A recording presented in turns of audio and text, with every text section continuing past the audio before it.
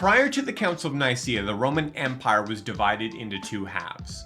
The western half primarily spoke Latin. This included areas like modern-day Italy, the United Kingdom, and Spain.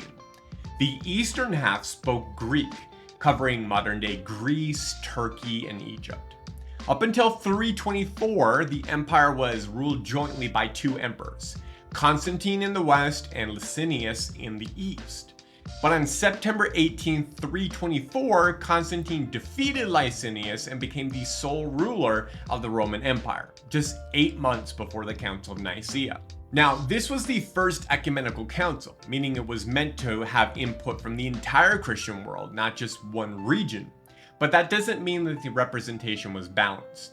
What you may not know is that very few Western bishops were present at Nicaea.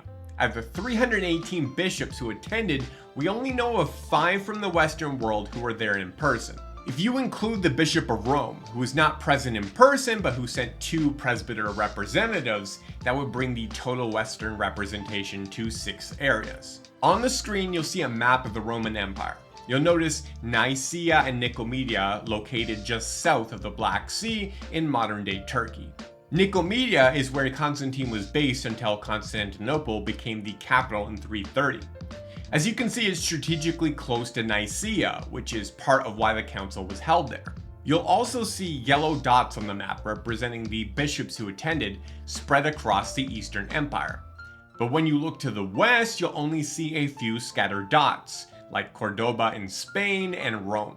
The language of the council was also in Greek.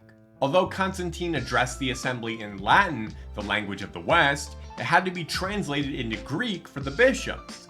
Greek was the language used for discussion, record keeping, and the final documents. It's not that the West was purposely excluded. I do have a +1, but you're not invited.